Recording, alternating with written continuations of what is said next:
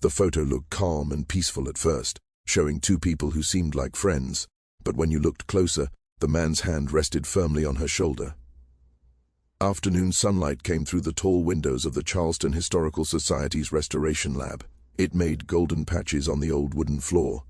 Dr. Emma Richardson adjusted her magnifying lamp and took another photograph from the estate donation box.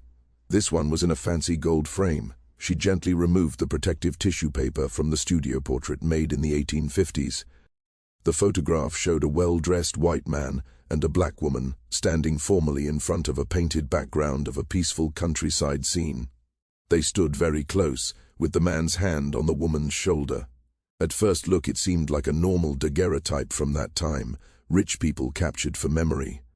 The man wore a costly dark suit with a silk waistcoat, his hair neatly combed and slicked. The woman next to him was beautiful, dressed in a fine taffeta gown with detailed lace, her hair styled in the popular ringlets of the day. The dress alone would have been very expensive, something only wealthy people could buy. Yet something about the picture bothered Emma's experienced eye. She had studied thousands of 19th-century photographs, and this one felt off in ways she could not explain right away. She placed the daguerreotype under the high-resolution scanner, a tool that had shown hidden details many times in her 15-year career. The machine made a soft hum as it recorded every tiny detail of the silver-covered copper plate. Emma opened the digital file on her screen and started zooming in bit by bit. The man's face had the small blur from movement that often happened during long exposures. The painted background showed brush marks too faint to see without help. Then she came to the woman's face. Her expression made Emma freeze. Her eyes looked straight at the camera with a strong intensity that seemed to cross time itself. Her mouth formed a stiff line. Not exactly a smile, not exactly plain, but the tightness in her jaw and around her eyes told of something much deeper than just the trouble of staying still for a long time.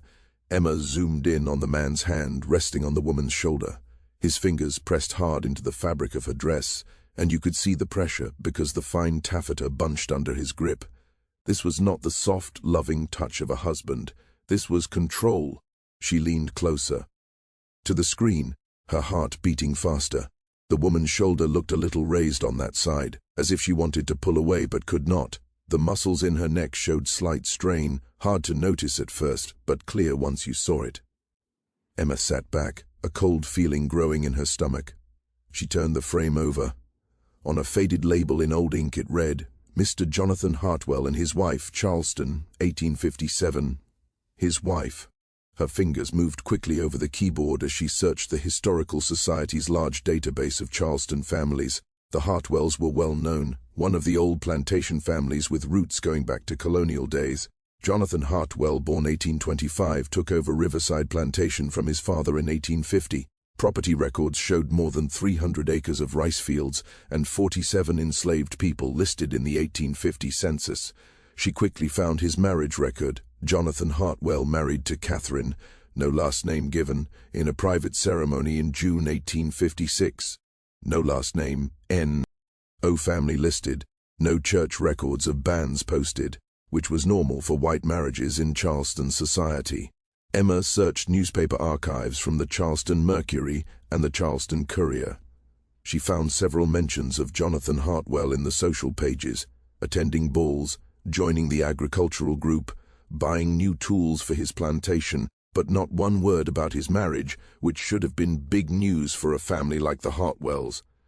The silence felt loud. She opened a new search for manumission records, legal papers that proved enslaved people had been freed. In the 1850s, South Carolina law said any white man who married a black woman had to legally free her first and get special approval from the state legislature. The process was hard, costly, and ruined a person's social standing, but it could be done. No manumission record existed for any Catherine linked to Jonathan Hartwell, no petition to the legislature for permission to marry across racial lines, no legal papers that would make this marriage real under South Carolina law. Emma's hands shook as she picked up her phone. She called Dr. Marcus Webb, the Historical Society's senior researcher and expert on pre-Civil War Charleston. Marcus, I need you to see something right now. He arrived 20 minutes later, reading glasses on his nose. Emma had the photograph on her large monitor, zoomed in on the woman's face and the man's hand on her shoulder. Marcus looked at the image quietly for a long time. When he spoke, his voice sounded heavy. "This is not a marriage portrait. This is ownership recorded." He sat down and started typing, opening databases Emma did not even know about.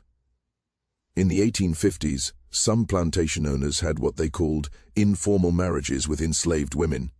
The women had no legal rights, no way to say no, no protection from the law. Yet the men would put them in expensive clothes, give them nicer rooms, and show them in public as wives to make the relationship seem acceptable. Acceptable, Emma said softly. Marcus nodded with a grim look. The women were still enslaved, still property.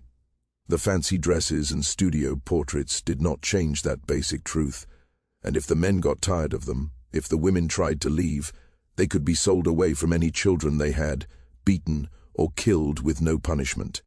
He zoomed in even more, pointing to details Emma had missed before. Around the woman's neck was a thin gold chain, but at the base of her throat, almost hidden under the high collar of her dress, was a faint line of scarring. "Collar marks," Marcus said, "from an iron collar worn long enough to leave permanent scars." Emma spent the next week looking for any sign of Catherine in the historical records. Enslaved people left almost no documents. They were forbidden from reading or writing in most southern states. Their births and deaths were often not written down, and their voices were kept silent on purpose. But Emma had learned in her career that all traces stayed if you knew where to search. She found the first clue in the plantation records of Riverside, kept in the South Carolina Historical Society archive. The 1855 inventory of enslaved people listed Catherine, female, age about 22, house servant, purchased from the estate sale of Colonel Richard Thornton in September 1855, 6 months before the marriage. Emma traced back to the Thornton estate sale records. Colonel Richard Thornton had died suddenly in August 1855, and his whole estate, including 23 enslaved people, was sold at auction to pay debts. The auction ad in the Charleston Mercury listed Catherine by name, healthy female, age 22, trained in fine needlework and household management, excellent cook, literate despite the rules, no physical defects, literate. Catherine could read and write, which was against the law for enslaved people in South Carolina, and very risky. Someone had taught her, probably in secret, at great danger. Emma's next find came from an unexpected place, a diary kept by Mary Simmons, a Charleston woman who wrote a lot about social life. The diary had been given to the Historical Society in the 1960s and partly transcribed. Entry from November 1856, attended tea at Mrs. Patterson's house. Much talk about Jonathan Hartwell's strange arrangement. He has taken one of his servants as a wife and parades her in silks and jewels as if she were a white lady. The woman is quite beautiful, I must say, but the boldness is shocking. Several ladies no longer speak to him in public. His mother is said to be ashamed. Entry from March 1857 saw Jonathan Hartwell and his wife at the market. She walked a step behind him, eyes down, wearing a dress that must have cost $200. When Mrs. Henderson bumped into her on purpose, she apologized a lot, though it was not her fault. You could see the fear in her eyes. How awful to be caught in such a pretty prison. Emma found more entries over the next months. Mary Simmons, like most people then, seemed to see Catherine's humanity and her difficult situation. Entry from July 1857. I spoke briefly with the woman called Catherine at the dressmaker's. Mr. Hartwell had left her there while he did business. She has the most expressive eyes I have ever seen. When I asked if she was treated well, she said nothing, but her hands shook as she held her small purse. I saw bruises on her wrists, almost hidden by her gloves. Marcus helped Emma put together more about Catherine's past. Using the link to Colonel Thornton, they found that Catherine was born on a small farm in South Carolina around 1833. Emma tracked down the Thornton family papers at the University of South Carolina's special collections. Among the letters was one from Colonel Thornton to his sister in 1848. My dear sister, you asked about teaching the servants' children. I admit I let my late wife's unusual ideas affect me too much. She insisted young Catherine learn to read using the Bible, saying it would make her a better Christ. Ian. Now the girl is 15 and too smart for her own good. She reads anything she finds and asks questions that upset the other servants. I worry I have made a problem I cannot fix. Catherine had been taught to read by Colonel Thornton's wife, a woman whose unusual ideas included the bold belief that enslaved people had souls worth teaching. When Mrs. Thornton died in 1852, Catherine lost her only protector. Emma found more letters from Colonel Thornton's business papers. In 1854, he wrote to a slave trader in Charleston, "I have a house servant, female, age 21, who has become difficult. She is literate and has been teaching other slaves to read against my clear orders. She must be sold, but quietly. She would bring a good price for her skills and looks, but her learning makes her risky." Before the sale happened, Colonel Thornton died, and Catherine ended up at the auction where Jonathan Hartwell saw her and decided he wanted her. The daguerreotype became even more terrible as Emma understood its real meaning. This was not a wedding picture. It was a slave owner recording his new possession, dressing his property in costly clothes to show off his money and control. She found the photographer's records at the Charleston Museum. The portrait was taken at Bradford's photography studio in April 1857. The studio log noted, "Mr. J. Hartwell, daguerreotype, full plate with female servant in formal dress. Special instructions, subject must appear as married couple, payment 15, the female servant, not wife." The photographer knew exactly what this portrait meant. Bradford's studio quietly offered what they called peculiar portraits, photos of white men with their enslaved mistresses, dressed and posed to look like real marriages. It was a service for clients who paid extra. Marcus found testimony from a formerly enslaved man named Samuel, who lived on Riverside Plantation. His story was recorded by abolitionists in 1865 after the Civil War. Samuel's words were painful. "Mr. Hartwell bought Catherine from the auction and brought her to Riverside. He dressed her like a fine lady and told everyone she was his wife. But we all knew. At night we heard her crying in the big house. She tried to run away twice. The first time Mr. Hartwell sent the patrollers after her. They brought her back and he whipped her himself, then locked her in the attic for a week. The second time he told her if she tried again, he would sell her children south. She had no children yet, but the threat was clear about what would happen if she did. Emma contacted Dr. Jennifer Marshall, a historian at Howard University, who studied the lives of enslaved women in the pre-Civil War South. They met on a video call, and Emma shared all she had found: the photograph, the plantation records, Mary Simmons's diary entries, Samuel's testimony. "This is classic sexual slavery hidden as marriage," Dr. Marshall said when Emma finished.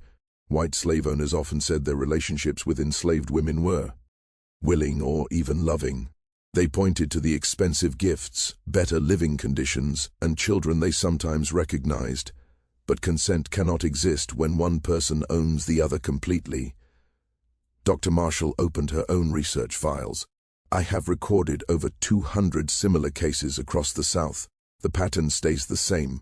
The man buys or inherits an enslaved woman, usually young and educated enough to be both a companion and a sexual partner. He puts her in fine clothes, gives her special treatment over other enslaved people, and sometimes even holds fake marriage ceremonies. But legally she stays his property. She cannot refuse him, cannot leave, cannot protect any children from the relationship." "What happened to these women after the Civil War?" Emma asked. "It depended," Dr. Marshall replied. "Some were freed when their owners died or when Union troops arrived. Others were sold or left behind when the men lost interest or faced social pressure. Many died, still enslaved, leaving no records. The ones who lived often refused to talk about it. The pain was too great." Dr. Marshall zoomed in on the photograph of Catherine. "Look at her hands. See how she holds them. That's a defensive position, fingers locked tight, pressing against her stomach. In portrait studies, we call it a comfort gesture. The person is under heavy stress." Emma had seen it before, but Dr. Marshall was right. Catherine's hands were gripped so hard that her knuckles looked pale, even in the old daguerreotype. "The expensive dress is a cage," Dr. Marshall went on. "It marks her as her owner's property more clearly than chains. Everyone who saw her in those clothes knew what she was, a slave dressed up at her master's command. The shame was part of the control.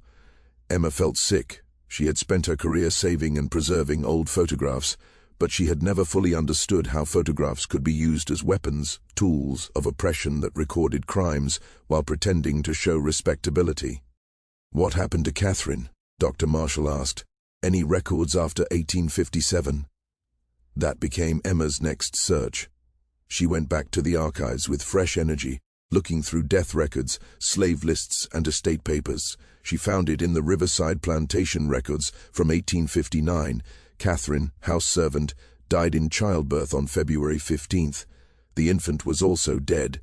Total loss $200, age 26, reduced to a money value in a ledger. Emma felt quiet sadness as she read Catherine's story end there. She began looking into Jonathan Hartwell's life after 1859, hoping for some sign of justice, consequence, or anything to show Catherine's pain had mattered. Instead, she found a pattern. In the 1860 census, just 1 year after Catherine's death, Hartwell's slave list showed a new house servant, Amelia, female, age 19. Emma's stomach turned. She dug deeper into the plantation records and found purchase receipts. Jonathan Hartwell had bought Amelia in March 1859, 1 month after Catherine died. She found another daguerreotype in the estate collection, dated 1861. Same photographer, same studio, same pose. Jonathan Hartwell stood beside a young black woman in an expensive gown, his hand on her shoulder, Amelia. The woman's expression was different from Catherine's, more resigned, more empty. Her eyes looked past the camera, as if seeing something far away. The gold chain around her neck caught the light, and Emma could just see the same faint scarring at the base of her throat. Marcus helped Emma trace Amelia's story. She appeared in the plantation records until 1863, then disappeared. No death record, no sale record, just gone. "Probably sold," Marcus said quietly. By 1863, the war was going badly for the Confederacy. Plantations were attacked. Enslaved people escaped to Union lines. Hartwell might have sold her south before she could run, or she might have escaped and changed her name. Emma found 3 more photographs in the following days, all from different estate collections. In Charleston, all showing the same troubling pattern. 5 different women over 15 years, all bought by Jonathan Hartwell, all dressed in fine clothes and posed as wives, all vanishing from records after a few years. One later photograph from 1869 showed a woman named Sarah. This one was different, taken after the Civil War, after freedom came. But South Carolina during Reconstruction was still dangerous for black women, especially those forced into relationships with white men during slavery. Emma found an interview with Sarah done by Freedmen's Bureau officials in 1871. The testimony was short but powerful. Question: You were formerly held in bondage by Mr. Jonathan Hartwell. Answer: Yes, sir. Question: And you lived in his house as his servant? Answer: He called me his wife, made me dress in fine clothes and pose for photographs, but I was never his wife. I was his slave. Question: You are free now. Why do you stay in Charleston? Answer: I have nowhere else to go. He gave me money when I left. Said it was because he cared for me, but it was guilt money. You cannot pay for what was taken from me. Emma knew she had uncovered something important, not just Catherine's story, but a larger truth. She had revealed a pattern of abuse hidden in plain sight for over 160 years. The photographs saved as marriage portraits were really proof of ongoing sexual exploitation. She contacted descendants of the Hartwell family who still lived in Charleston. The current generation had donated the photographs to the Historical Society years earlier, not knowing their true meaning. Elizabeth Hartwell Morrison, Jonathan Hartwell's great-great-great-granddaughter, agreed to meet Emma at a coffee shop downtown. She was a lawyer in her 50s, careful and thoughtful, someone who had grown up knowing her family's difficult past. "I knew my ancestor owned slaves," Elizabeth said, holding her coffee cup. "My family has dealt with that history for years, but I did not know about this.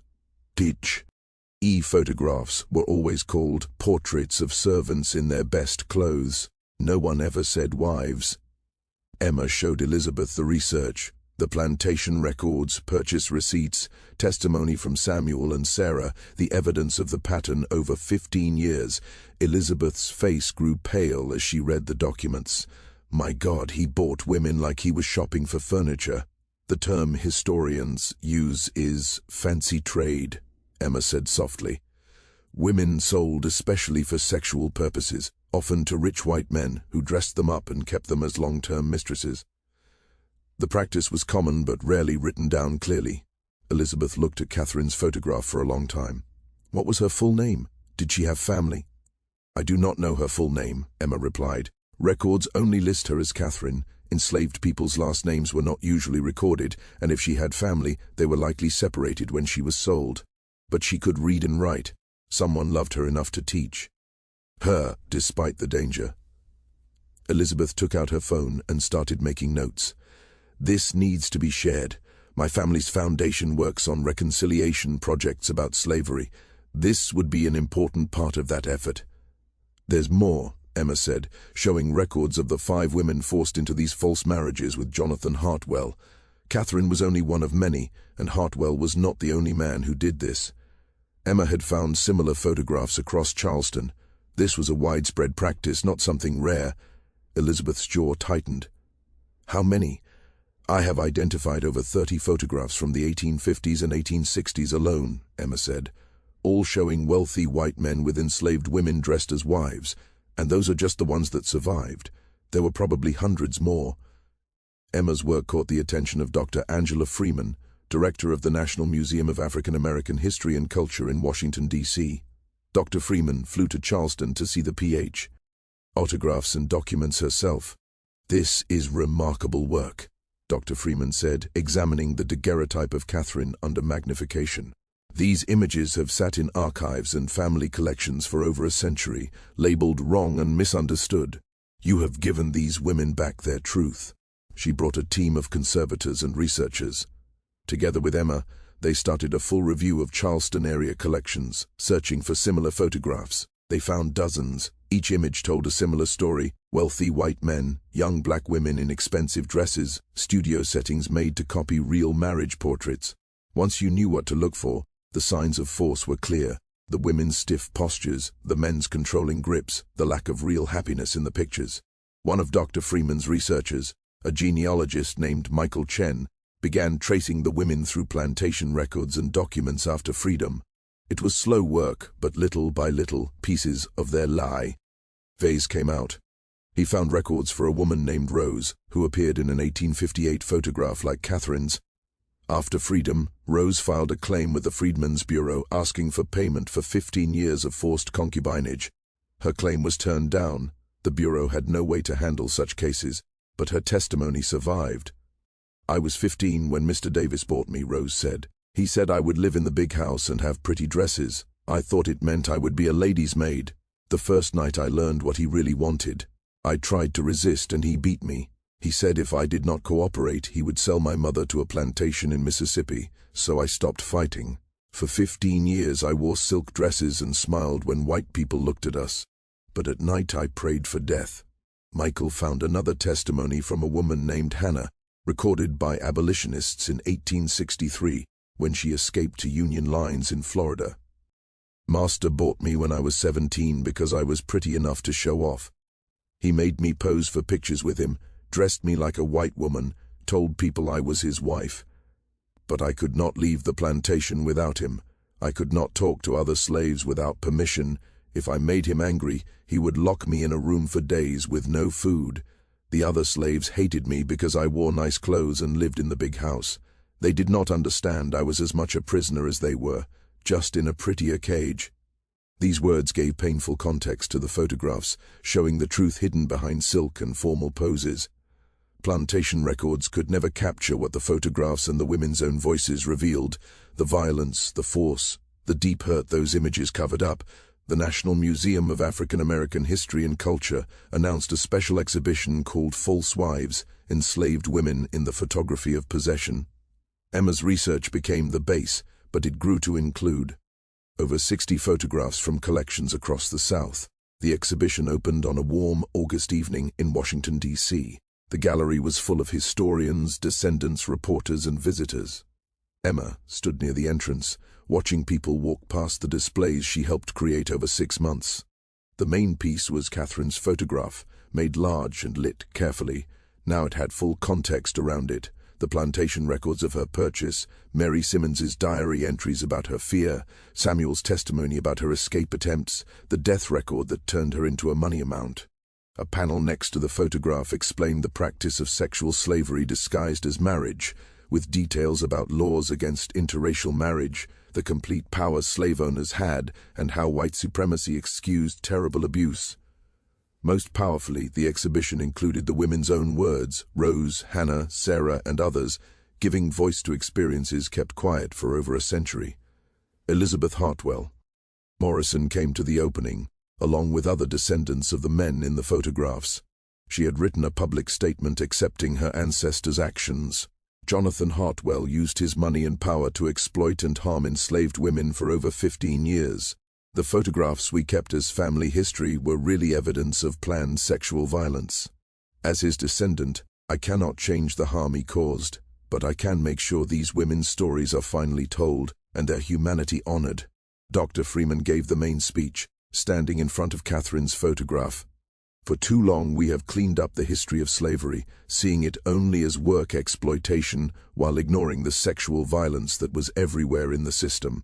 These photographs make us face a hard truth. Slavery was not just about labor. It was about complete control, economic, physical, and sexual. She pointed to the walls of images. Each of these women was someone's daughter, someone's sister. They had dreams, fears, talents, and hope. They were forced into these false marriages, dressed up and photographed to make their abuse seem normal. But look at their eyes, look at their hands, look at the tension in their bodies. They are telling us their truth, if we are willing to see it. The exhibition made national news. Scholars started looking again at collections across the country, finding similar photographs labeled wrong for generations. Descendants of enslaved women shared family stories passed down quietly, painful memories of ancestors forced into these situations. 3 months after the exhibition opened, Emma went back to Charleston. The Historical Society had made a permanent display from her research and helped create a special memorial in Hampton Park, on land where Riverside Plantation once stood. The city put up a simple bronze sculpture, a woman in an antebellum dress holding a book, her face raised to the sky, her expression strong, determined, and brave. The plaque read, "In memory of Catherine and all enslaved women forced into false marriages. Their silence was not consent. Their suffering was not love. Their story will not be forgotten." Below that, a longer inscription explained the history Emma uncovered, naming Catherine and the other women whose photographs were found, recognizing the trauma they suffered, and honoring their humanity and strength. Emma stood before the memorial as the late afternoon sun made long shadows on the grass. Beside her stood Margaret Wright, a woman in her 70s who had reached out to Emma after the exhibition opened.